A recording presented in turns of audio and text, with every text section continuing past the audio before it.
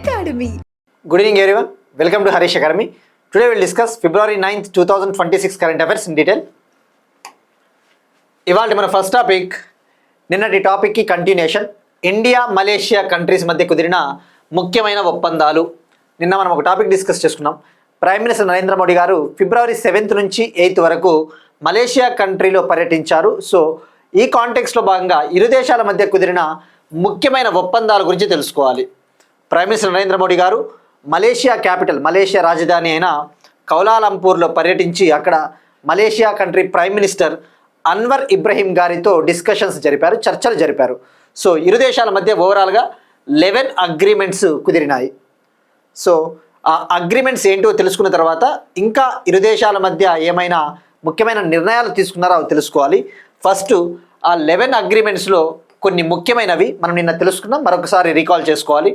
Trade and ఇన్వెస్ట్మెంట్కి సంబంధించి, అంటే వాణిజ్యము పెట్టుబడులకు సంబంధించిన ఒక ఒప్పందము, డిఫెన్స్ అండ్ సెక్యూరిటీ రంగానికి సంబంధించిన ఒక అగ్రిమెంట్, ఎనర్జీ సెక్టార్ పైన ఒక అగ్రిమెంట్, మ్యానుఫ్యాక్చరింగ్ తయారీ రంగానికి సంబంధించి ఒక ఒప్పందం, సెమీ కండక్టర్స్ని డెవలప్ చేయాలి అన్న ఒక ఒప్పందము, ఇక అలానే కరప్షన్, ఈ అవినీతిని ఏ విధంగా నియంత్రించాలి అన్న దానిపైన ఒక అగ్రిమెంట్ కుదిరింది, టెర్రరిజాన్ని ఏ విధంగా కంట్రోల్ చేయాలి అనేసి ఒక అగ్రిమెంట్ కుదిరింది. సో ఓవరాల్గా గుర్తుపెట్టుకోండి 11 అగ్రిమెంట్స్. ఇంకా ప్రైమ్ మినిస్టర్ నరేంద్ర మోడీ గారు మాట్లాడుతూ మనము ఇండియా మలేషియా ఇరు దేశాలు కూడా లోకల్ కరెన్సీలోనే ట్రేడ్ను చేపట్టాలి, అమెరికన్ డాలర్ పైన డిపెండ్ అవ్వకుండా, అమెరికా డాలర్ పైన ఆధారపడుకోకుండా మన యొక్క లోకల్ కరెన్సీలు, మనం ఉపయోగించే లోకల్ కరెన్సీలు ఏవైతే ఉంటాయో వాటిలోనే వాణిజ్యాన్ని కొనసాగించాలి అని చెప్పేసి చెప్పడం జరిగింది. సో ఈ కాంటెక్స్లో మనం తెలుసుకోవాల్సింది మలేషియా దేశపు కరెన్సీ వచ్చేసి రింగిట్. సో ఎప్పుడైనా గుర్తుపెట్టుకోండి, ఒక కంట్రీ కరెన్సీ వార్తల్లో ఉన్నప్పుడు మనం తెలుసుకుంటే సరిపోతుంది. Malaysia currency ringgit, so Indian rupee. ఇక నిన్ననే మనం తెలుసుకున్నాం 47th ఏషియాన్ సమ్మిట్, 47వ ఆసియాన్ సదస్సు 2025 అక్టోబర్లో కౌలాలంపూర్లో జరిగింది అని చెప్పేసి తెలుసుకున్నాము. థీమ్ వచ్చేసి 47వ ఆసియాన్ సదస్సు 2025 థీమ్ ఇన్క్లూజివిటీ అండ్ సస్టైనబిలిటీ అని చెప్పేసి తెలుసుకున్నాం. మలేషియా ఏషియాన్లో మెంబర్ అని చెప్పేసి తెలుసుకున్నాం. ఏషియాన్లో ఓవరాల్గా ఇప్పుడు 11 కంట్రీస్ ఉన్నాయని చెప్పేసి తెలుసుకున్నాం. 2025లో జరిగిన ఆసియాన్ సదస్సులో 11th కంట్రీగా తిమోర్ లెస్తే, 11వ సభ్య దేశంగా తిమోర్ లెస్తే జాయిన్ అయింది.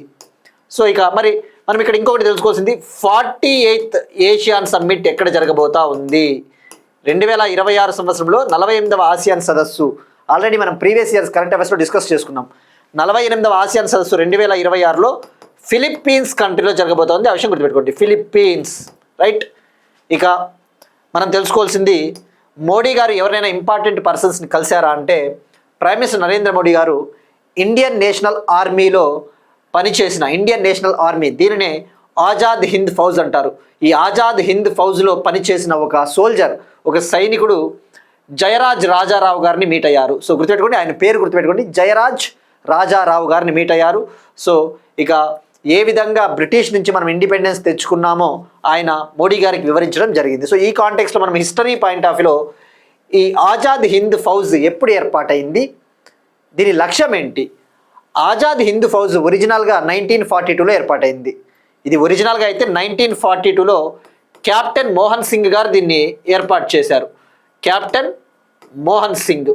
అయితే 1943లో దీన్ని రివైవ్ చేశారు, 1943లో దీన్ని మళ్ళీ పునరుద్ధరించారు. దీన్ని పునరుద్ధరించినది నేతాజీ సుభాష్ చంద్రబోస్ గారు.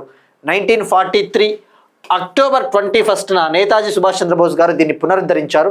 సో అందుకే every year Indian national army డేగా, ఆజాద్ హింద్ ఫౌజ్ డేగా అక్టోబర్ 21ని సెలబ్రేట్ చేసుకుంటాం. గుర్తుపెట్టుకోండి, ప్రతి సంవత్సరం అక్టోబర్ 21ని ఆజాద్ హింద్ ఫౌజ్ దినోత్సవంగా సెలబ్రేట్ చేసుకోవడం జరుగుతుంది. ఈ ఆజాద్ హింద్ ఫౌజ్కి హెడ్ క్వార్టర్స్ మలేషియా, సింగపూర్ కంట్రీల్లో ప్రధాన కార్యాలయాలు కూడా ఉన్నాయి. సో ఇది మనకి ఫస్ట్ టాపిక్ సంబంధించిన information.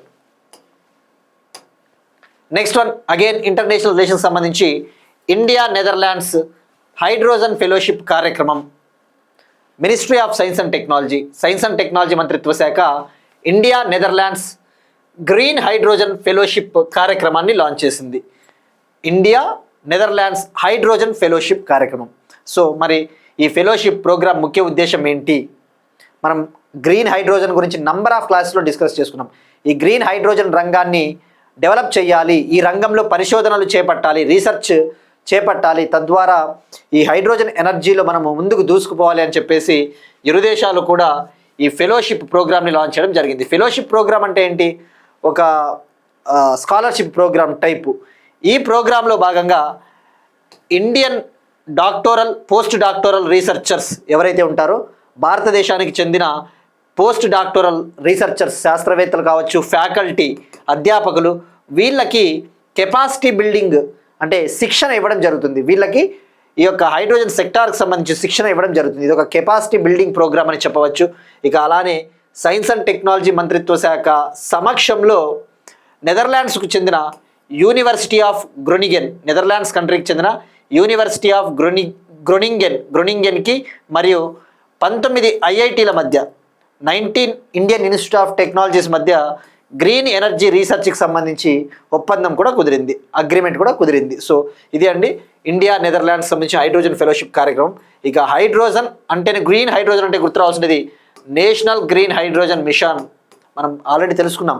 2023లో ministry of new and renewable energy, పునరుత్పాదక శక్తి మంత్రిత్వ శాఖ దీన్ని లాంచ్ చేసింది.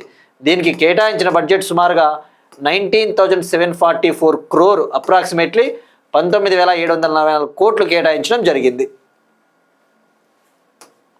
నెక్స్ట్ వన్, బీహార్ అసెంబ్లీలో ఈ విధాన్ యాప్ను ప్రారంభించిన ఓం బిర్లా. లోక్సభ స్పీకర్ ఓం బిర్లా గారు బీహార్ అసెంబ్లీలో ఈ విధాన్ యాప్ని లాంచ్ చేశారు. మరి ఇక్కడ మనకి ఈ విధాన్, ఈ అంటేనే గుర్తుపెట్టుకోండి ఎలక్ట్రానిక్ ప్లాట్ఫామ్, ఎలక్ట్రానిక్ అప్లికేషన్. మరి ఆ ఈ విధాన్ యాప్ పేరేంటి? మనం ఎగ్జామ్ పాయింట్ ఆఫ్ వ్యూలో డిజిటల్ ఇండియా గురించి తెలుసుకోవాలా. ఏ మిషన్, ఏ ప్రోగ్రామ్ ఇటువంటివి ఆన్లైన్ ప్లాట్ఫామ్స్ లాంచ్ చేసినా డిజిటల్ ఇండియా ప్రోగ్రాంలో భాగంగానే లాంచ్ చేస్తారు. సో ఈ యాప్ అనేది ఆల్రెడీ గతంలోనే భారత ప్రభుత్వం లాంచ్ చేసింది. బట్ ఇప్పుడు బీహార్లో ఈ యాప్ని తీసుకురావాలి, బీహార్ అసెంబ్లీలో ఈ యాప్ని అమలు చేయాలని చెప్పేసి లాంచ్ చేయడం జరిగింది. ఈ యాప్ పేరే నేషనల్ ఈ విధాన్ అప్లికేషన్. నేషనల్ ఈ విధాన్ అప్లికేషన్. ఇక్కడ విధాన్ అంటే ఏంటి? మనకి లెజిస్లేచర్స్, శాసనసభలు, శాసన మండళ్ళు, మనకి లెజిస్లేచర్స్. విధాన్ అంటే legislatures. So Lok Sabha speaker Om Birla గారు నేషనల్ ఈ విధాన్ అప్లికేషన్ని బీహార్ అసెంబ్లీలో లాంచ్ చేశారు. సో మరి మనం ఇక్కడ ఫస్ట్ మనం తెలుసుకోవాల్సింది, ఏదైనా ఒక ఎలక్ట్రానిక్ అప్లికేషన్ వార్తల్లో ఉన్నప్పుడు మనం వరుస క్రమంలో తెలుసుకోవాలా. దాని యొక్క ముఖ్య ఉద్దేశం ఏంటి, దీనిని ఎప్పుడు లాంచ్ చేశారు, దీన్ని ఎవరు డెవలప్ చేశారు, ఎవరు అభివృద్ధి చేశారు, ఏ మంత్రిత్వ శాఖ దీన్ని అభివృద్ధి చేసింది, అటువంటి బేసిక్ డీటెయిల్స్ అన్నీ కూడా మనం తెలుసుకోవాలి. ఫస్ట్ నేషనల్ ఈ విధాన్ అప్లికేషన్ విషయానికి వస్తే, దీన్ని 2020లోనే భారత ప్రభుత్వము దీనికి ఆమోదం తెలిపింది. 2020లోనే. దీని ముఖ్య ఉద్దేశం వచ్చేసి మనకి మెయిన్ పర్పస్, ఈ లెజిస్లేచర్స్ ఏవైతే ఉంటాయో, శాసనసభలు, శాసన మండలి, ఇటువంటివి, ఆ లెజిస్లేచర్స్లో కార్యకలాపాల కోసం, యాక్టివిటీస్ కోసం పేపర్ని ఉపయోగించరాదు, పేపర్ని యూజ్ చేయరాదు. అంతా కూడా ఎలక్ట్రానిక్ పద్ధతిలోనే, ఎలక్ట్రానిక్ మోడ్లోనే యాక్టివిటీస్, కార్యకలాపాలు చేపట్టాలి అన్నది ముఖ్య ఉద్దేశం. దీన్ని అభివృద్ధి చేసినది, దీన్ని డెవలప్ చేసినది ministry of parliamentary affairs. Parliamentary వ్యవహారాల మంత్రిత్వ శాఖ. మరి ఎవరి సహకారంతో అభివృద్ధి చేసినది? Parliamentary affairs ministry. కానీ డెఫినెట్లీ ఇప్పుడు ఎలక్ట్రానిక్ అప్లికేషన్స్ అంటే పార్లమెంటరీ వ్యవహారాల మంత్రిత్వ శాఖ సొంతంగా అభివృద్ధి చేయలేకపోదు కదా, చేసేకి అంత కెపాసిటీ ఉండదు. తప్పకుండా ఎలక్ట్రానిక్స్ మంత్రిత్వ శాఖ సహకారం తీసుకోవాలా. సో దీనికోసం మినిస్ట్రీ ఆఫ్ ఎలక్ట్రానిక్స్ కింద ఉండే నేషనల్ ఇన్ఫర్మాటిక్స్ సెంటర్, గుర్తుపెట్టుకోండి, నేషనల్ ఇన్ఫర్మాటిక్స్ సెంటర్ సహకారంతో దీన్ని అభివృద్ధి చేశారు. సో జనరల్గా ఇండియాలో ఇటువంటి అప్లికేషన్స్ తయారు చేసే బాధ్యత ఎన్ఐసికి అప్పచెప్తారు. సో మనకి ఉద్దేశం అయిపోయింది, డెవలప్మెంట్ అయిపోయింది. మరి దీన్ని ఎందులో భాగంగా తీసుకొని వచ్చారు అంటే, వన్ నేషన్ వన్ అప్లికేషన్, అంటే ఒక దేశము ఒక అప్లికేషన్లో భాగంగా లాంచ్ చేయడం జరిగింది. రైట్. మరి దీనిని డిజిటల్ ఇండియా మిషన్ కింద 44 మిషన్ మోడ్ ప్రాజెక్టులని లాంచ్ చేశారు. ఆ ప్రాజెక్ట్లో భాగంగా దీన్ని లాంచ్ చేయడం జరిగింది. డిజిటల్ ఇండియా మిషన్ కింద 44 మిషన్ మోడ్ ప్రాజెక్ట్స్ కింద దీన్ని లాంచ్ చేయడం జరిగింది. మనం లాస్ట్ ఇయర్ డిస్కస్ చేసుకున్నాం. జూన్ 2025 కరెంట్ అఫైర్స్లో ఈ నేషనల్ ఈ విధాన్ అప్లికేషన్ని పుదుచ్చేరి శాసనసభలో, పుదుచ్చేరి యూనియన్ టెరిటరీ ఈ శాసనసభలో కూడా ప్రవేశపెట్టారని చెప్పేసి తెలుసుకుందాం. సో ఇది అండి నేషనల్ ఈ విధాన్ అప్లికేషన్కి సంబంధించి. ఇక డిజిటల్ ఇండియా లాంచ్ చేసిన ఇయర్ ఎప్పుడు? July 1st, 2015 కదా. July 1st, 2015 digital India launch చేసిన సంవత్సరం, రైట్?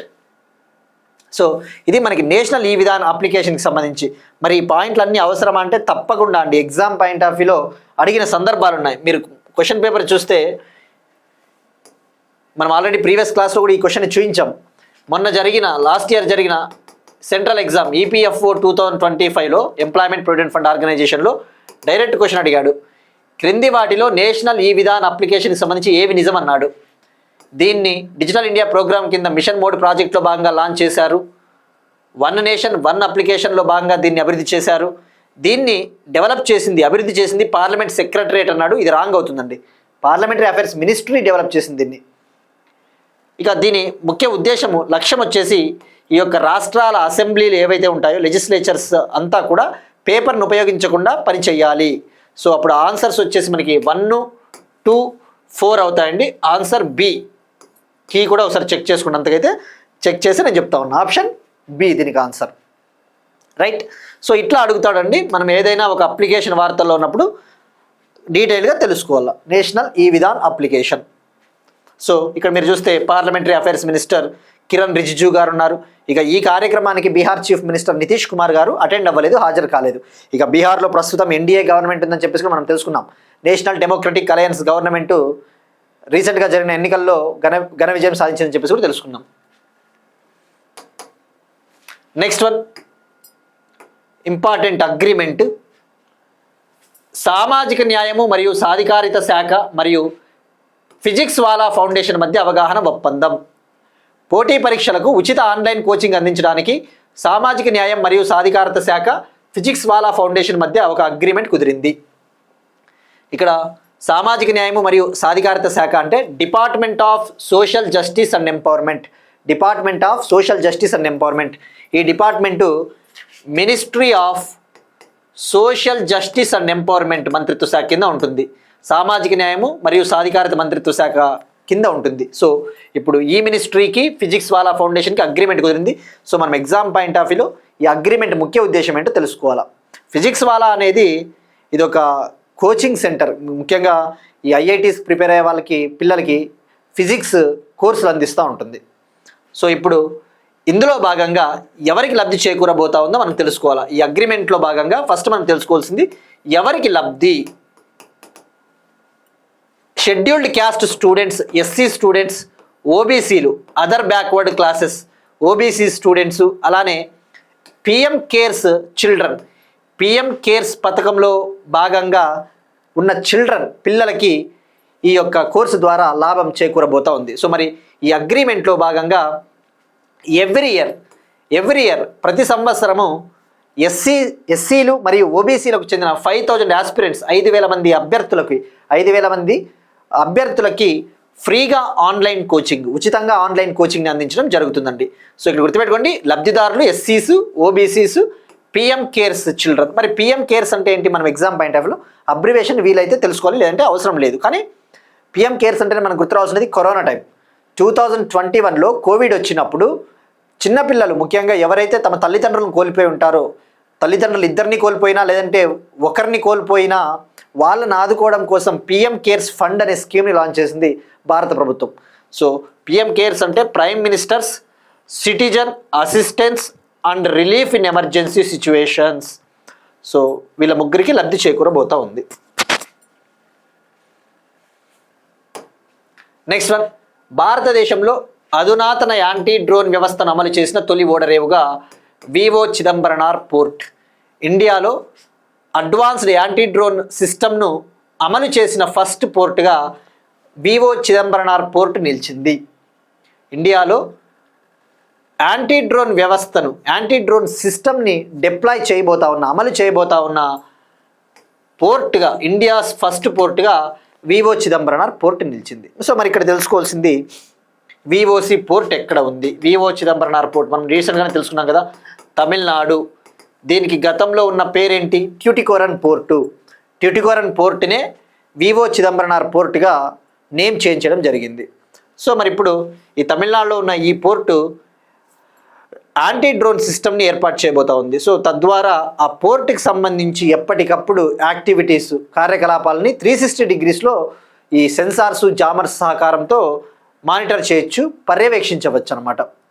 సో మరి ఇక్కడ వివో చిదంబరనార్ పోర్ట్ అంటే గుర్తుపెట్టుకోండి, ఓల్డ్ నేము ట్యూటికోరన్ పోర్టు. ఇక Vivo Chidambaranar port last year కూడా వార్తల్లో ఉంది, మనం తెలుసుకున్నాం. Last year ministry of new and renewable energy, పునరుత్పాదక శక్తి మంత్రిత్వ శాఖ నేషనల్ గ్రీన్ హైడ్రోజన్ మిషన్ కింద 3 ఇండియన్ పోర్ట్స్ని, భారతదేశంలోని 3 ప్రధాన ఓడరేవులు, 3 మేజర్ ఇండియన్ పోర్ట్స్ని గ్రీన్ హైడ్రోజన్ హబ్స్గా సెలెక్ట్ చేసింది, ఎంపిక చేసింది. అందులో ఒకటి వివో చిదంబరనార్ పోర్ట్ తమిళనాడు, మరొకటి దీన్ దయాల్ పోర్టు, దీన్నే గతంలో కాండ్లా పోర్ట్ అనేవాళ్ళు గుజరాత్, దీన్ దయాల్ పోర్టు, మరొకటి పారాదీప్ పోర్టు ఒడిషా. ఇక ఇండియాలో ఓవరాల్గా 13 మేజర్ పోర్ట్స్ ఉన్నాయని చెప్పేసి తెలుసుకున్నాం. 13వ మేజర్ పోర్టుగా మహారాష్ట్రలోని వాధవన్ పోర్టుని డెవలప్ చేస్తూ ఉన్నారు, నిర్మిస్తూ ఉన్నారు, రైట్. సో ఇక పోర్ట్స్ మినిస్టర్గా సర్బానంద సోనోవాల్ గారు ఉన్నారు. సో ఇది ఇక మరి ఇక్కడ ఏం చేయబోతా ఉన్నారంటే ఈ యొక్క యాంటీ డ్రోన్ సిస్టంలో radio frequency, radar based drone గుర్తింపు వ్యవస్థల్ని, జామింగ్ వ్యవస్థల్ని ఏర్పాటు చేయబోతా ఉన్నారు. 5 కిలోమీటర్స్ వరకు రేంజ్ కవర్ చేస్తుంది, 5 కిలోమీటర్ల వరకు కవరేజ్ కల్పిస్తుంది ఈ వ్యవస్థ. ఇది అండి anti drone system V O Chidambaranar port. Next one, Telangana current affairs, important topic. ఇది తెలంగాణ కరెంట్ అఫైర్ అయినా మొత్తం అన్ని ఎగ్జామ్స్ ప్రిపేర్ అయ్యే వాళ్ళకి వెళ్ళిపోతుంది, ఎందుకంటే ఇందులో కొద్దిగా డేటా ఉంది. Telangana government, Telangana transport department Rahveer అనే ఒక స్కీమ్ని లాంచ్ చేయబోతా ఉంది. రహ్వీర్ అనే ఒక పథకాన్ని లాంచ్ చేయబోతా ఉంది. ఈ స్కీమ్ ముఖ్య ఉద్దేశం, ఏదైనా ఒక స్కీమ్ న్యూస్లో ఉన్నప్పుడు మనం తెలుసుకోవాల్సింది ఈ స్కీమ్లో ముఖ్యమైన హైలైట్స్.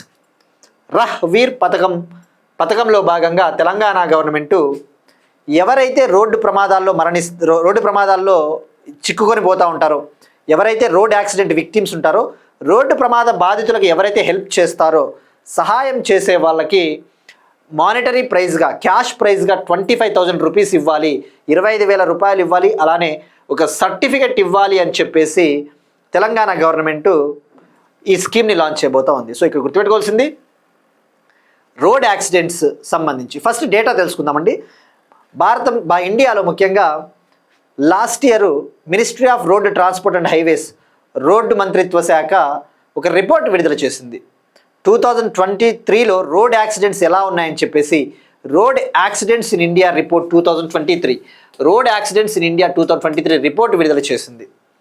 ఆ రిపోర్ట్ ప్రకారం ఇండియాలో 2022తో పోల్చుకుంటే 2023లో రోడ్ యాక్సిడెంట్స్ అనేవి 4.2% రైజ్ అయ్యాయి, రోడ్డు ప్రమాదాలు అనేవి 4.2% పెరిగాయి. 2023లో 4.8 lakh రోడ్ యాక్సిడెంట్ కేసెస్ నమోదయ్యాయి. 2023లో 4.8 లక్షల రోడ్డు ప్రమాదాలు నమోదయ్యాయి. మరి అందులో అత్యధికంగా బాధితులు ఎవరున్నారు అంటే యంగ్ అడల్ట్స్, యువకులు, ముఖ్యంగా 18 to 45 ఇయర్స్ ఉన్న యువకులు, 18 to 45 ఇయర్స్ అడల్ట్స్ ఎక్కువగా బాధితులు. మరి హైయెస్ట్ రోడ్ యాక్సిడెంట్స్, ఈ రిపోర్ట్ ప్రకారం అత్యధిక రోడ్డు ప్రమాదాలు జరిగిన రాష్ట్రం వచ్చేసి తమిళనాడు ఫస్ట్ ప్లేస్లో ఉంది. సెకండ్ ప్లేస్లో మధ్యప్రదేశ్ ఉంది. ఇక హైయెస్ట్ ఫెటలిటీస్, అత్యధికంగా రోడ్డు ప్రమాద మరణాలు, హైయెస్ట్ ఫెటలిటీస్ అంటారు, ఇంగ్లీష్లో ఫెటలిటీ అంటే మరణము. మరి అత్యధిక మరణాల్లో అగ్రస్థానంలో టాప్ ప్లేస్లో ఉత్తరప్రదేశ్ ఉంది, సెకండ్ ప్లేస్లో తమిళనాడు ఉందండి, రైట్. మరి అత్యధికంగా ఎవరు మరణిస్తూ ఉన్నారు అంటే టూ వీలర్స్, ద్విచక్ర వాహనాలు, బైక్స్ నడిపేవాళ్ళు, స్కూటీస్ నడిపేవాళ్ళు, రైట్. సో ఇది డేటా, మనకి exam point of view data చాలా ఇంపార్టెంట్. సో మరి ఈ కాంటెక్స్ట్లో రహవీర్ స్కీమ్లో భాగంగా రోడ్ యాక్సిడెంట్స్ ఎవరికైతే జరుగుతుందో వాళ్ళని కనుక మనం ఇమ్మీడియట్గా వాళ్ళ దగ్గరికి వెళ్ళి హెల్ప్ చేసి, సహాయం చేసి వాళ్ళ ప్రాణాలు కాపాడితే 25,000 రూపీస్ ఇవ్వడం జరుగుతుందండి.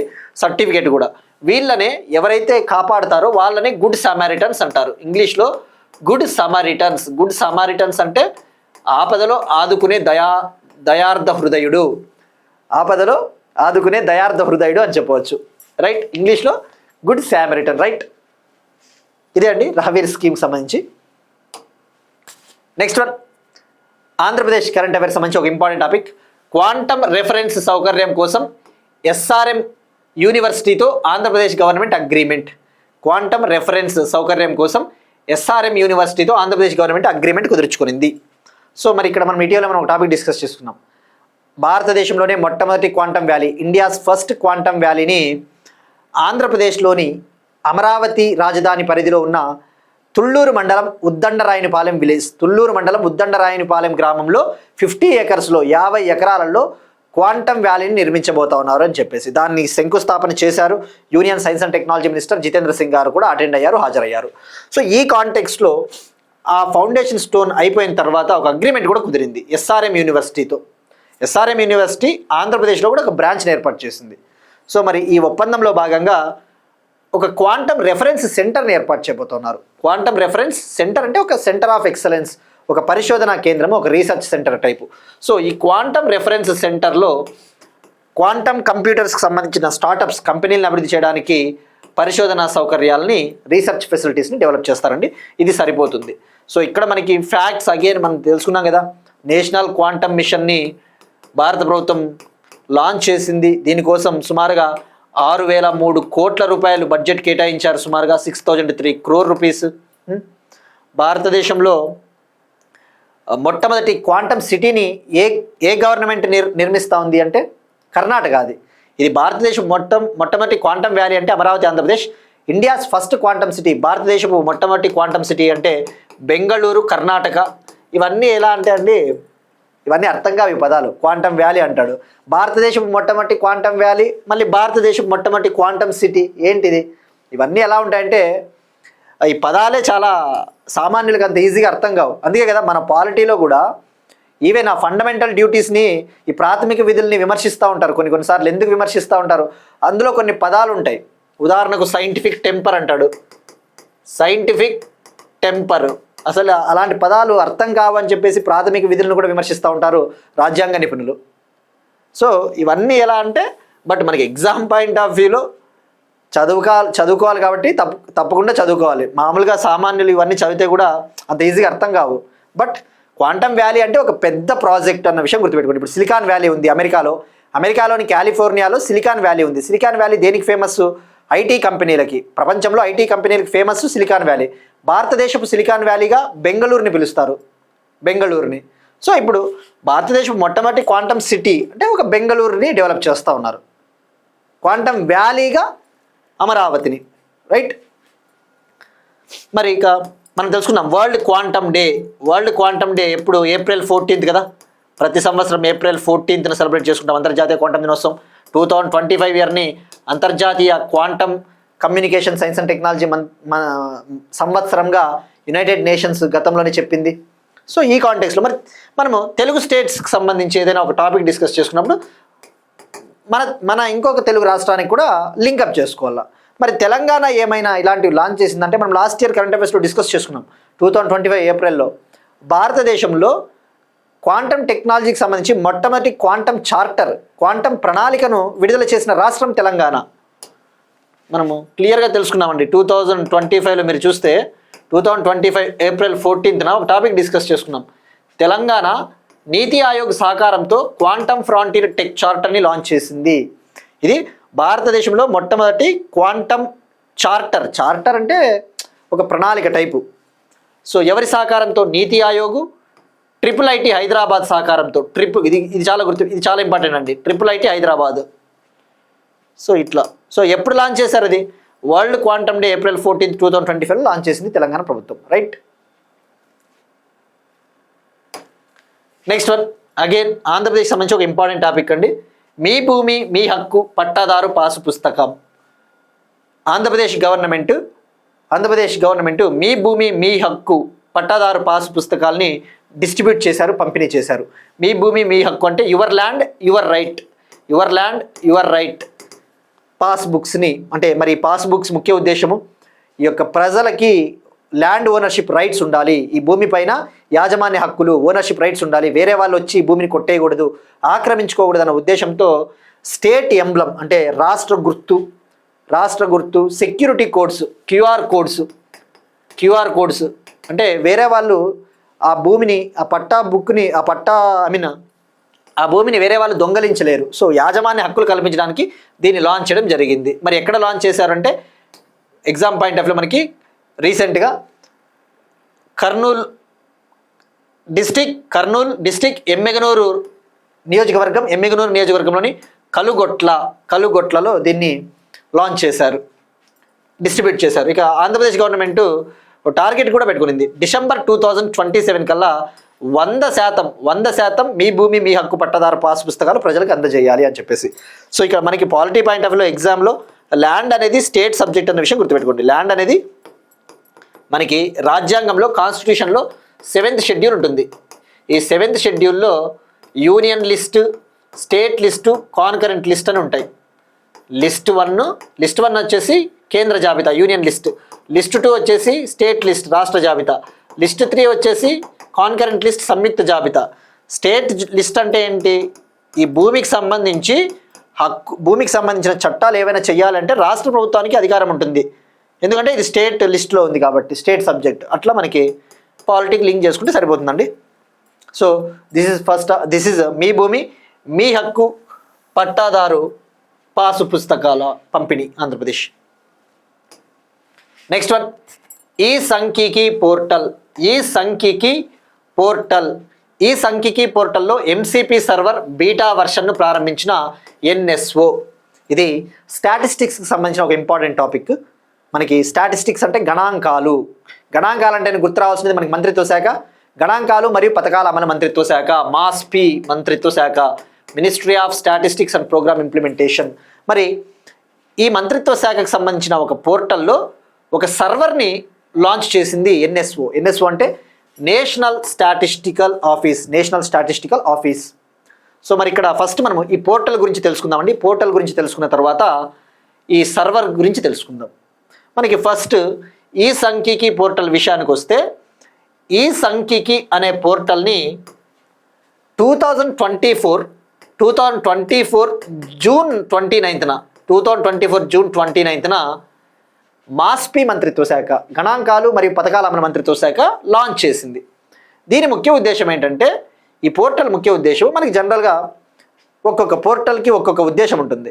ఈ సంఖ్యకి పోర్టల్ ముఖ్య ఉద్దేశం, మెయిన్ ఆబ్జెక్టివ్ ఏంటంటే, మనకి ఏదైనా డేటా కావాలి అంటే, ఫర్ ఎగ్జాంపుల్ ఇన్ఫ్లేషన్ డేటా కావాలి, ద్రవ్యోల్బణం ధరలు ఏ విధంగా పెరుగుతూ ఉన్నాయి డేటా కావాలి, లేదంటే ఎన్విరాన్మెంటల్ స్టాటిస్టిక్స్ పర్యావరణానికి సంబంధించిన డేటా కావాలి, లేదంటే ఇండస్ట్రీస్కి సంబంధించిన డేటా, రైట్? ఇలాంటి డేటా అంతా కూడా మనకు ఒక చోట ఉండాలి అంటే ఒక పోర్టల్ అవసరం అని చెప్పేసి 2024 జూన్ 29న లాంచ్ చేయడం జరిగింది, రైట్? సో మరి ఇక్కడ ఈ పోర్టల్లో ఏం ఇన్ఫర్మేషన్ ఉంటుంది అంటే, మనకి periodic labour force survey, PLFS survey అంటే నిరుద్యోగము, అన్ఎంప్లాయ్మెంట్ డేటా, ఎంప్లాయ్మెంట్ డేటా ఉంటుంది, కన్జ్యూమర్ ప్రైస్ ఇండెక్స్ సిపిఐ, ఈ యొక్క వినియోగదారుల ధరల సూచికి సంబంధించిన డేటా ఉంటుంది, annual survey of industries data ఉంటుంది, ఇండెక్స్ ఆఫ్ ఇండస్ట్రియల్ ప్రొడక్షన్ పారిశ్రామిక ఉత్పత్తికి సంబంధించిన డేటా ఉంటుంది, నేషనల్ అకౌంట్స్ స్టాటిస్టిక్స్ డేటా ఉంటుంది, హోల్సేల్ ప్రైస్ ఇండెక్స్ డేటా ఉంటుంది, ఎన్విరాన్మెంటల్ స్టాటిస్టిక్స్ గణాంకాలు ఉంటాయి. సో గుర్తుపెట్టుకోండి, ఇందులో 7 రకాల డేటా సెట్లు ఉంటాయి. ఈ పోర్టల్లో 7 రకాల డేటా ఉంటుంది. ఆ పాయింట్ గుర్తుపెట్టుకోండి. మరి ఇక్కడ జూన్ 29కి ఏమైనా ప్రాముఖ్యత ఉందా? జూన్ 29 అనేది నేషనల్ స్టాటిస్టిక్స్ డే, జాతీయ గణాంకాల దినోత్సవం. మరి ఎందుకు సెలబ్రేట్ చేసుకుంటారు?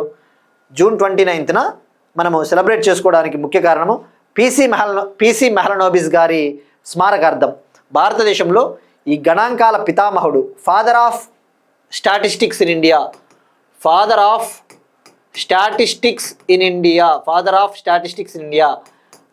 భారతదేశంలో గణాంకాల పితామహుడు ఎవరు అంటే పీసీ మెహలనోబిస్ అనే వ్యక్తి. సో ఇది అండి ఈ సంఖ్యకి పోర్టల్. మరి ఇప్పుడు లాంచ్ చేసిన ఈ బీటా వర్షన్ ఎంసీపీ సర్వర్ ఏంటి అంటే, ఇది ఒక మోడల్ కాంటెక్స్ట్ ప్రోటోకాల్ సర్వరు. ఈ సర్వర్ను ఉపయోగించి వినియోగదారులు ఎవరైతే ఉంటారో అంటే లైక్ కన్జ్యూమర్స్ డైరెక్ట్గా వాళ్ళ దగ్గర ఉన్న అప్లికేషన్స్, ఏఐ టూల్స్, కృత్రిమ మేధస్సు సాధనాలు ఉపయోగించి డైరెక్ట్గా ఈ సంఖ్యకి పోర్టల్లో ఉన్న డేటాను పొందవచ్చు, యాక్సెస్ చేసుకోవచ్చు. ఇది అండి మనకి ఈ సంఖ్యకి పోర్టల్. గుర్తుపెట్టుకొని మాస్పి మంత్రిత్వ శాఖ, గణాంకాలు మరియు పథకాల అమలు మంత్రిత్వ శాఖ. Next one very very important topic. Health point of వ్యూలో డిసీజెస్, వ్యాధులు, బర్డ్ ఫ్లూ. ఆంధ్రప్రదేశ్లో బర్డ్ ఫ్లూ కేసులు నమోదు. ఆంధ్రప్రదేశ్లోని అన్నమయ్య జిల్లాలోని 2 గ్రామాల్లో బర్డ్ ఫ్లూ కేసెస్ నమోదయ్యాయి. సో ఎగ్జామ్ పాయింట్ ఆఫ్ వ్యూలో మీరు డిసీజెస్ చూస్తే ఈ మధ్యన ఇటువంటి డిసీజెస్ ఎక్కువగా న్యూస్లో ఉన్నాయండి. సో ఈ డిసీజెస్ వార్తల్లో ఉన్నప్పుడు మనకి ఆ డిసీజ్ ఎలా వ్యాప్తి చెందుతుంది, ఇది ఏ టైప్ ఆఫ్ డిసీజు, ఏ విధంగా ఒకరి నుంచి ఒకరికి వ్యాప్తి చెందుతుంది, అలాంటి బేసిక్ డీటెయిల్స్ మనం తెలుసుకోవాలి. సో ఇక్కడ సింపుల్, ఈ మ్యాటర్ చదివినా ఏముండదు, జస్ట్ మనకి కీవర్డ్ తీసుకోవాలా. ఇక ఇక్కడ ఏముంటుంది, బర్డ్ ఫ్లూ కేసులు 2 నమోదయ్యాయి, వాళ్ళని క్వారంటైన్లో పెట్టారు, అలాంటి ఇన్ఫర్మేషన్ ఉంటుంది. మనం ఎగ్జామ్ పాయింట్ ఆఫ్ వ్యూలో తీసుకోవాల్సింది ఈ వ్యాధికి సంబంధించి. సో బర్డ్ ఫ్లూ అనే దాన్ని H5N1గా పిలుస్తారు. H5N1 వ్యాధి అంటే బర్డ్ ఫ్లూ. మరి ఇటీవల మీరు అబ్జర్వ్ చేస్తే ఫ్యూ డేస్ బ్యాక్ తమిళనాడులో కొన్ని వేలాది కాకులు, క్రౌస్ వేలాది కాకులు ఈ బర్డ్ ఫ్లూ వల్ల మరణించాయి. సో దాని ఎఫెక్టే ఆంధ్రప్రదేశ్లో కూడా ఎంటర్ అయిందని చెప్పవచ్చు. ఎందుకంటే లైక్ తమిళనాడు నుంచి వేలాది పక్షులు, మైగ్రేటరీ బర్డ్స్ వలస వస్తూ ఉంటాయి. ఆ బర్డ్ ఫ్లూ ఉన్న కాకులు ఇవి వచ్చినప్పుడు ఆంధ్రప్రదేశ్లో ఉన్న పౌల్ట్రీ సెక్టార్, ఈ యొక్క కోళ్ళ పరిశ్రమకు కూడా అఫెక్ట్ అవుతుంది. సో ఇక్కడ తెలుసుకుందాం 1 by 1 పాయింట్స్ డీటెయిల్గా. సో దీన్ని H5N1 అంటారు. ఇది ఏ విధంగా వస్తుంది, కాజ్డ్ బై అంటే influenza A virus, influenza A type of virus, influenza జాతికి చెందిన ఏ టైప్ ఆఫ్ వైరస్, ఏ వైరస్లు. సో అంటే ఏంటిది, ఇది వైరల్ డిసీజ్. సో టైప్ చెప్పాం కదా, వైరల్. మరి ఇది ఎక్కువగా వేటిలో వస్తుంది అంటే వైల్డ్ బర్డ్స్ అంటే అడవి పక్షులు, అంటే కాకులు అలానే డొమెస్టిక్ బర్డ్స్ అంటే ఏంటి, డొమెస్టిక్ బర్డ్స్ అంటే ఏమి, మనకి కోళ్ళు కూడా ఒక రకమైన పక్షులే కదా, కోళ్ళు, ఇలాంటి వాటిలో వస్తుంది. So right. మరి ప్రపంచంలో మొట్టమొదటిసారిగా మొదటి మానవ కేసు ఎక్కడ నమోదైంది, ఈ బర్డ్ ఫ్లూ అనేది ప్రపంచంలో మొట్టమొదటిసారిగా మనుషుల్లో ఏ దేశంలో వచ్చింది? ఫస్ట్ హ్యూమన్ కేస్ 1997లో హాంకాంగ్లో. ఇండియాలో మొట్టమొదటి మానవ కేసు, first human case in India హర్యానాలో 2021లో 11 year old 11 ఏళ్ళ అబ్బాయి మరణించాడు దీనివల్ల. అందుకే కదా బర్డ్ ఫ్లూ వచ్చిందంటే కోళ్ళని తినొద్దు అంటుంటారు. బట్ వాటిని బాగా వండి తింటే ఏమీ రాదు, రైట్? మరి సో ఇక్కడ గుర్తుపెట్టుకోండి, first human case in India, భారతదేశంలో మొదటి మానవ కేసు అంటే హర్యానా 2021. మరి 2025 ఏప్రిల్లో ఆంధ్రప్రదేశ్లో 2 ఏళ్ల చిన్నారి రా చికెన్ అంటే అసలు ఇక ఉడకని చికెన్ని తినడం వల్ల ఒక చిన్న పిల్ల మరణించింది. సో భారతదేశంలో నమోదైన 2వ బర్డ్ ఫ్లూ మరణం అంటే ఆంధ్రప్రదేశ్ 2025. మనకు అది అవసరం లేదండి, జస్ట్ హర్యానా 2021 అని గుర్తుపెట్టుకోండి. మరి ట్రాన్స్మిషన్ ఏ విధంగా వ్యాప్తి చెందుతుందంటే ఇది జనరల్గా బర్డ్స్కి వస్తుందా, బర్డ్స్ నుంచి డొమెస్టిక్ బర్డ్స్కి వస్తుంది, ఈవెన్ హ్యూమన్స్కి కూడా స్ప్రెడ్ అవుతుంది దగ్గరికి పోయినప్పుడు వాటికి. అంటే జూనోటిక్ డిసీజ్ అని చెప్పవచ్చు దీన్ని. ఇది జూనోటిక్ వ్యాధి. జూనోటిక్ వ్యాధి అంటే మనం నెంబర్ ఆఫ్ టైమ్స్ తెలుసుకున్నాం కదా. జూనోటిక్ వ్యాధి అంటే ఒక యానిమల్ ఆర్ ఒక బర్డ్ నుంచి, ఒక యానిమల్ నుంచి మనుషులకి వస్తే వ్యాప్తి చెంది అది జూనోటిక్. ఫర్ ఎగ్జాంపుల్ మనకి పశువుల్లో గాలికుంటు వ్యాధి అంటారు. పశువులలో గాలికుంటు వ్యాధి, దీన్నే ఫూట్ అండ్ మౌత్ డిసీజ్ అంటారు. పశువులలో ఫూట్ అండ్ మౌత్ డిసీజ్, దీన్నే గాలికుంటు వ్యాధి అంటారు. పశువుల కాళ్ళకు వస్తుంది, పశువులకి, గుర్రాలకి, అటువంటివి. ఆ వ్యాధి మనుషులకి వ్యాప్తి చెందదు వాటికి దగ్గరగా పోయినా. అంటే దాని అర్థం ఏంటి, అది నాన్ జూనోటిక్ డిసీజ్. అట్లా మనం ఒకసారి గుర్తు చేసుకోవాలా, రైట్? సో మరి సిమ్టమ్స్ ఏముంటాయి, లక్షణాలు ఒకసారి వీలైతే తెలుసుకుందామండి. డిసీజెస్ చాలా ఇంపార్టెంట్ కదా. వ్యాధులు మనకి ఫీవర్ వస్తుంది, సోర్ థ్రోట్ గొంతు నొప్పి, కాఫ్, దగ్గు, రన్నీ నోసు, పడిషం అంటారు కదా, నాసియా, వామిటింగ్, ఫ్యాటిక్, అలసట, మజిల్ ఏక్స్, కండరాల నొప్పులు, డయేరియా, షార్ట్నెస్ ఆఫ్ బ్రీత్, శ్వాస అందకపోవడము, పింక్ ఐస్, కంజుక్టివిటీస్ అంటారు. పింక్ ఐ అంటే కళ్ళు ఎర్రగా మారడం అట్లా. సో ఫైనల్గా మరణం కూడా సంభవిస్తుంది. So this is about bird flu అండి. ఇంకొకసారి బర్డ్ ఫ్లూ అనేది వార్తల్లో ఉంది అంటే ఇది ఒక్కసారి నోట్స్ మీరు చదువుకుంటే ఇంకా మనకి చదివే పని కూడా ఉండదు ఇవన్నీ పేపర్లో. నెక్స్ట్ వన్, ఇంటర్నేషనల్ రిలేషన్స్ సంబంధించి జపాన్ పార్లమెంట్ ఎలక్షన్స్. జపాన్ కంట్రీలో పార్లమెంట్ ఎలక్షన్స్ జరిగాయి. ఆ జపాన్ పార్లమెంట్ ఎలక్షన్స్లో ప్రెజెంట్ ప్రైమ్ మినిస్టర్గా ఉన్న సనై తకాయిచి కూటమి మళ్ళీ విజయం సాధించింది. జపాన్ పార్లమెంట్ ఎలక్షన్స్లో Japan prime minister Sanae Takaichi ruling coalition కూటమి పార్టీ విన్ అయింది. సో మనం ఎగ్జామ్ పాయింట్ ఆఫ్ వ్యూలో ఆ రూలింగ్ పార్టీలో ఎవరున్నారు? ఫస్ట్ సనై తకాయిచి విషయానికి వస్తే ఈమె జపాన్ తొలి మహిళా ప్రధానమంత్రిగా లాస్ట్ ఇయర్ ప్రమాణ స్వీకారం చేసింది. Japan's first woman prime minister Sanae Takaichi. ఇప్పుడు ఈమె పార్టీ వచ్చేసి లిబరల్ డెమోక్రటిక్ పార్టీ. ఈమె పార్టీ లిబరల్ డెమోక్రటిక్ పార్టీ. ఈమెని ఐరన్ లేడీ ఆఫ్ జపాన్గా పిలుస్తారు. మరి ఆ రూలింగ్ కోయలిషన్ ఈ యొక్క కూటమి ప్రభుత్వంలో ఎవరున్నారు అంటే జపాన్ ఇన్నోవేషన్ పార్టీ అనేది కూడా ఉంది. జపాన్ ఇన్నోవేషన్ పార్టీ, ఈ పార్టీనే ఇషిన్ అని కూడా పిలుస్తారు. ఇషిన్ అనే పార్టీగా కూడా పిలుస్తారు. ఇప్పుడు ఓవరాల్గా 465 సీట్స్ ఉన్న లోయర్ హౌస్ 465 సీట్ల దిగువ సభలో ఎన్నికలు జరగగా ఆల్రెడీ మెజారిటీ సాధించేసింది ఈ ప్రభుత్వం. సో గుర్తుపెట్టుకోండి, మళ్ళీ ఈమె గెలిచింది. నెక్స్ట్ వన్, నోబెల్ గ్రహీత నర్గిస్ మహమ్మదీకి మరో 7 ఏళ్ల జైలు శిక్ష. ఇరాన్కు చెందిన Nobel peace prize winner, Nobel శాంతి బహుమతి విజేత ఉమెన్ మహిళ నర్గిస్ మహమ్మదీకి మరో 7 ఇయర్స్ ప్రిజన్ టర్మ్ విధించింది ఇరాన్లో ఉన్న ఒక కోర్టు. సో మనం ఎగ్జామ్ పాయింట్ ఆఫ్ తెలుసుకోవాల్సింది ఆమె ఎవరు, ఆమెకు ఎప్పుడు పీస్ ప్రైజ్ వచ్చింది, ఎందుకు వచ్చింది. ఈమె ఇరాన్కు చెందిన ఆమె. 2023లో నోబెల్ పీస్ ప్రైజ్ వచ్చింది. దానికి రీజన్ ఏంటంటే ఇరాన్లో ఈమె హ్యూమన్ రైట్స్ యాక్టివిస్ట్, మానవ హక్కుల కోసం కృషి చేసింది. ముఖ్యంగా ఇరాన్లో జరుగుతూ ఉన్న మరణశిక్షలకి వ్యతిరేకంగా పోరాటం చేసింది. ఇరాన్లో జరుగుతూ ఉన్న క్యాపిటల్ పనిష్మెంట్స్, మరణశిక్షలు అంటే క్యాపిటల్ పనిష్మెంట్స్, వాటికి వ్యతిరేకంగా ఈమె క్యాంపెయిన్ చేసింది. మహిళలకు ఫ్రీగా స్వేచ్ఛ ఇవ్వాలి, వాళ్ళ డ్రెస్ కోడ్ని సడలించాలి అని చెప్పేసి ఆమె పోరాటం చేసింది. అందుకు ఆమెకి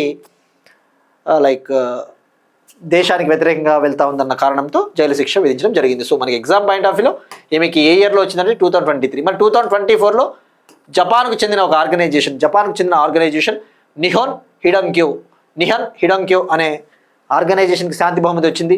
2025లో వెనిజులాకు చెందిన అపోజిషన్ లీడర్ మరియా కొరినా మచడో, 2025లో వెనిజులాకు చెందిన అపోజిషన్ లీడర్ ప్రతిపక్ష నేత మహిళ ఒక ఉమెన్ మరియా కొరినా మచడోకి వచ్చింది. ఆమె రీసెంట్గానే ఆ యొక్క పీస్ ప్రైజ్ని డొనాల్డ్ ట్రంప్కి ఇచ్చింది, అమెరికన్ ప్రెసిడెంట్కి. బట్ అది చెల్లదు అని చెప్పేసి కూడా నార్వే నోబెల్ పీస్ కమిటీ చెప్పింది. సో ఈ కాంటెక్స్ట్లో మనకి జస్ట్ నోబెల్ పీస్ ప్రైజ్ విషయానికి వస్తే ఇండియా నుంచి ఎవరన్నా గెలుపొందారా అంటే మదర్ తెరిసాకి భారత పౌరసత్వం ఉంది కదా, మదర్ తెరిసా, కైలాష్ సత్యార్థి ఇద్దరికి వచ్చిందండి. ఇక మరి నోబెల్ ప్రైజెస్ విషయానికి వస్తే నోబెల్ ప్రైజెస్ని 1901 సంవత్సరంలో ఏర్పాటు చేశారు. 1901 సంవత్సరంలో ఆల్ఫ్రెడ్ నోబెల్, స్వీడన్కు చెందిన ఆల్ఫ్రెడ్ నోబెల్ ఆయన స్మారకార్థము, ఆయన మెమరీ కోసము ఏర్పాటు చేశారు. నోబెల్ ప్రైజెస్ని ఎన్ని రంగాల్లో ఇస్తారు? Physics, chemistry, physiology are medicine, physics, chemistry, physiology లేదా వైద్య రంగము, లిటరేచర్ సాహిత్యము, పీస్ శాంతి, ఎకనామిక్స్ ఆర్థిక శాస్త్రం. అంటే 6 రంగాల్లో ఇస్తారు. కానీ ఈ 5 రంగాలు ఫస్ట్ ఒరిజినల్ రంగాలు వచ్చేసి ఒరిజినల్గా నోబెల్ ప్రైజ్ని ఫిజిక్స్, కెమిస్ట్రీ, మెడిసిన్, లిటరేచరు, పీస్లోనే ఇచ్చేవాళ్ళు. తర్వాత 1968లో ఎకనామిక్స్లో ఇవ్వడం మొదలుపెట్టారు. ఇది కూడా ఆల్ఫ్రెడ్ నోబెల్ గారి స్మారకార్థం. మరి ఇక్కడ ఈ 6 బహుమతులలో పీస్ ప్రైజ్ని మాత్రమే ఇచ్చేది నార్వే నోబెల్ కమిటీ, నార్వేకు చెందిన నోబెల్ కమిటీ. ఇక physics, chemistry, medicine, literature, economics ప్రైజ్ని ఇచ్చేది మాత్రం స్వీడన్కు చెందిన కమిటీ, స్వీడన్ కంట్రీ ఇస్తుంది. ఆ విషయం గుర్తుపెట్టుకోండి. ఇక ఇండియాలో మొట్టమొదటి నోబెల్ ప్రైజ్ గ్రహీత, India's first Nobel prize winner అంటే రవీంద్రనాథ్ ఠాగూర్ గారు 1913లో 1913 సంవత్సరంలో ఆయనకు వచ్చింది సాహిత్యంలో. ఏ కేటగిరీ? Literature category. సో ఇది అండి స్టాటిక్ పాయింట్ ఆఫ్ వ్యూలో. నెక్స్ట్ వన్, స్పోర్ట్స్కి సంబంధించి పారా త్రోబాల్ నేషనల్ ఫెడరేషన్ కప్ 2026. పారా త్రోబాల్ నేషనల్ ఫెడరేషన్ కప్ 2026 ఇది త్రోబాల్ ఈవెంట్. ఈ ఈవెంట్ రాజస్థాన్లో జరిగింది. మనం ఏదైనా ఒక ఈవెంట్ ఉన్నప్పుడు ఎక్కడ జరిగింది తెలుసుకోవాలి. రాజస్థాన్లోని జుంజును అనే సిటీలో జరిగింది.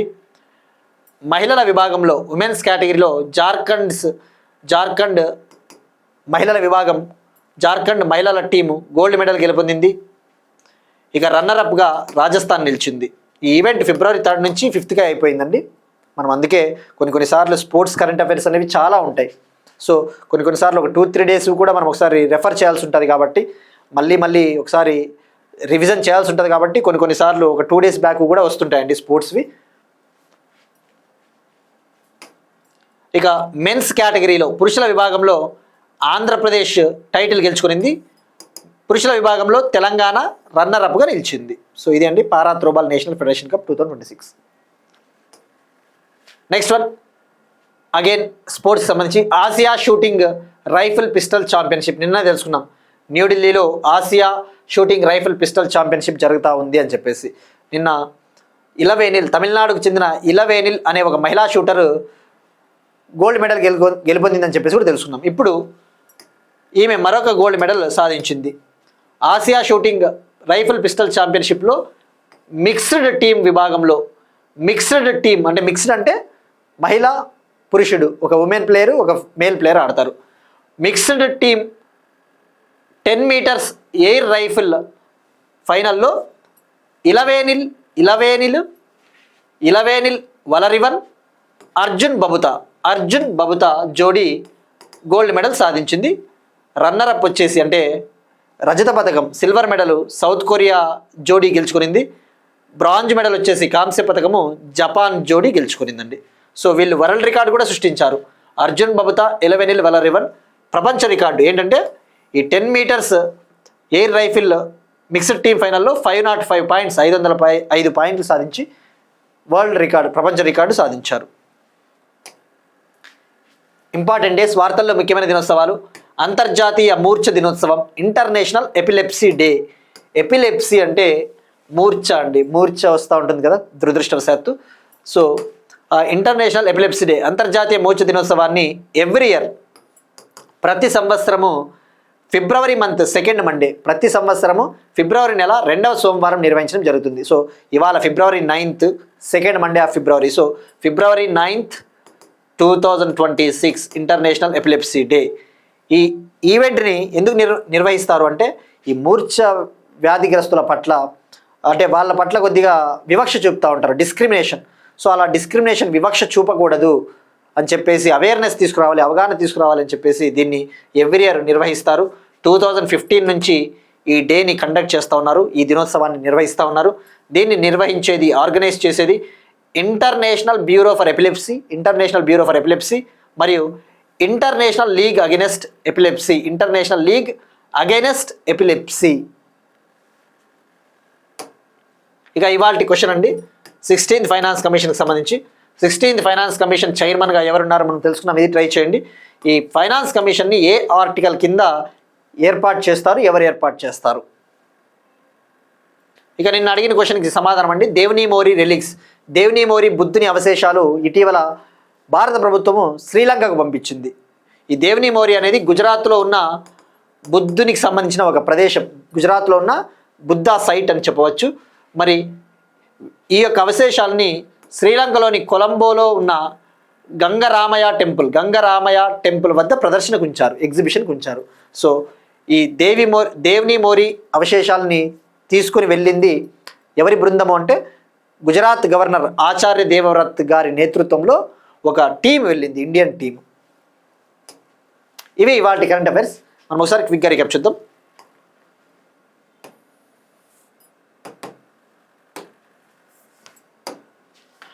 ఇండియా మలేషియా మధ్య 11 అగ్రిమెంట్స్.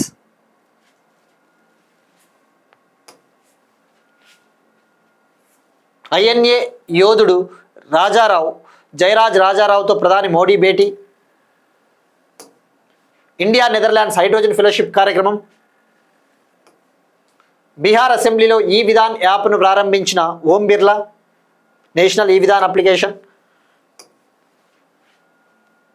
సామాజిక న్యాయము మరియు సాధికారిత శాఖ మరియు ఫిజిక్స్ వాలా ఫౌండేషన్ మధ్య అగ్రిమెంట్ ఒప్పందం.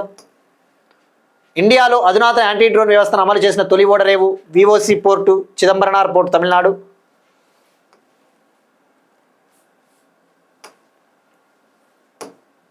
రహవీర్ పథకం తెలంగాణ. క్వాంటమ్ రెఫరెన్స్ సౌకర్యం కోసం SRM ఆంధ్రప్రదేశ్ యూనివర్సిటీతో ఏపీ గవర్నమెంట్ ఒప్పందం. మీ భూమి మీ హక్కు పట్టాదారు పాసు పుస్తకాలు ఆంధ్రప్రదేశ్, ఈ సాంఖ్యికి పోర్టల్, ఆంధ్రప్రదేశ్లో బర్డ్ ఫ్లూ కేసెస్,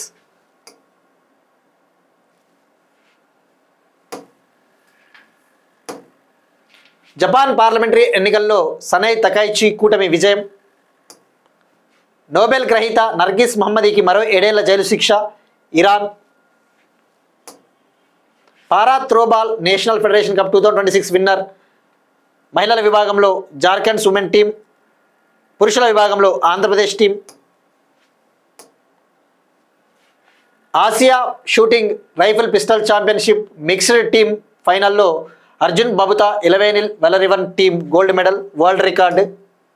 అంతర్జాతీయ మూర్ఛ దినోత్సవం international epilepsy day February 9th 2026. That's it. These are today's current affairs. We'll meet you tomorrow and thank you everyone.